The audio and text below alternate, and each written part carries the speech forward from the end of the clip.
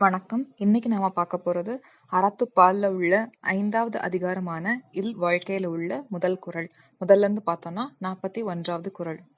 சரி, இதுக்கான கதையை பார்க்கலாம். முந்தின ஊர்ல இருந்து சேரன் செழியன் சேரன் இடும்பில் ஊருக்குள்ள நுழையிறாங்க. இடும்பில் அப்படின்னு அந்த பேரை பார்த்த உடனே வித்தியாசமா உணர்றாங்க. அந்த ஊர்ல இருக்கிற எல்லாரும் ரொம்ப விதிமுறைகளுக்கு கட்டுப்பட்டு நடக்கிறாங்க. அங்க இருக்கிற ஆண்கள்லாம் காலையிலேயே சீக்கிரமா எந்திரிச்சு வேலைக்கு போயிடுறாங்க. அப்படி இன்னும் நிறைய கட்டுப்பாடுகள், அந்த விதிகள்லாம் இருக்குது. அதை பார்த்தோன்னே உங்களுக்கு வித்தியாசமா இருக்குது. சரி, என்ன அப்படின்னு சொல்லிட்டு அங்க விசாரிக்கிறாங்க. விசாரிச்சா இந்த விதிமுறைகள் எல்லாம் இனியன் அப்படிங்கிற ஊர் தலைவர் போட்டது அப்படின்னு சொல்லி கேள்விப்படுறாங்க. கேள்விப்பட்டு எப்படி இந்த விதிமுறைகள்லாம் அவங்களுக்கு போடணும்னு தோணுச்சு அப்படின்னா அவரை பார்த்து கேட்கலாமேன்னு சொல்லிட்டு அவர் வீட்டுக்கு போறாங்க. போய் அவரை பாக்குறாங்க. பார்த்துட்டு அவர்கிட்ட கேக்குறாங்க, இந்த மாதிரி விதிமுறைகள் எல்லாமே எல்லாரும் ஃபாலோ பண்ணி நடக்கிறாங்க. நீங்க எப்படி இந்த மாதிரிலாம் பண்ணணும்னு உங்களுக்கு தோணுச்சு? அதே மாதிரி குடும்பத்தை பத்தியும் அந்த குடும்ப வாழ்க்கைய பத்தியும் நாங்க வந்துட்டு அறியறதுக்கு ஆவலா இருக்கிறோம். நீங்க அதுல சிறப்புற்று உங்க குடும்பமே விளங்குதுன்னு சொல்லி நாங்க கேள்விப்பட்டோம். அதனால உங்க வீட்டுல தங்கி இருந்து என்னன்னு கத்துக்கலாமா கொஞ்ச நாளைக்கு அப்படின்னு கேக்குறாங்க. அதுக்கு அவரு, ஆமா நீங்க தங்கி இருக்கலாம் தாராளமா, வாங்க 3 பசங்களும் அப்படின்னு சொல்லி கூப்பிட்டுக்கிறாரு.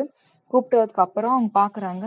என்ன பண்றாருன்னா, அவர் காலையில சீக்கிரமாவே எந்திரிச்சு வீட்டுல இருக்கிற எல்லா வேலைகள்லயும் உதவி பண்ணிட்டு, அவங்களோட பெற்றோருக்கும் மருந்து சாப்பாடு எல்லாம் எடுத்து கொடுத்துட்டு, மனைவிக்கும் சமைக்கிறதுல மற்ற வேலையிலயும் உதவி பண்ணிட்டு, பிள்ளைங்களுக்கெல்லாம் ஸ்கூலுக்கு ரெடி ஆகுறதுக்கு அதுலயும் ஹெல்ப் பண்ணிட்டு, பிள்ளைங்களை கூப்பிட்டுட்டு அவர் வேலைக்கு போயிட்டு வரேன் அப்படின்னு சொல்லிட்டு கிளம்பிடுறாரு.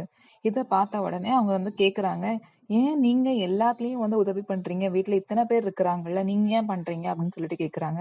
அதுக்கு அவர் சொல்றாரு, இல்வாழ்க்கையில இருந்தாலே கூட இருக்கிற எல்லாருக்கும், அதாவது வாழ்க்கை துணை மனைவி, குழந்தைகளுக்கு, அப்புறம் பெற்றோர்களுக்கு, இவங்களுக்கு எல்லாருக்கும் உதவி பண்றது ஒரு குடும்ப தலைவனோட வேலை. அதைத்தான் நான் பண்ணேன், பெருசா ஒன்னும் நான் பண்ணல அப்படின்னு சொல்றாரு.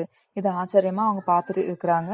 இது திருக்குறள்ல என்ன சொல்லியிருக்குன்னா, இல் வாழ்வான் என்பான் இயல்புடைய மூவர்க்கும் நல்லாற்றின் நின்ற துணை.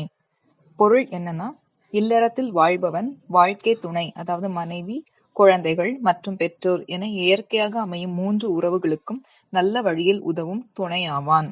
அடுத்த குறளுக்கான கதையில நாளைக்கு சந்திக்கலாம். நன்றி.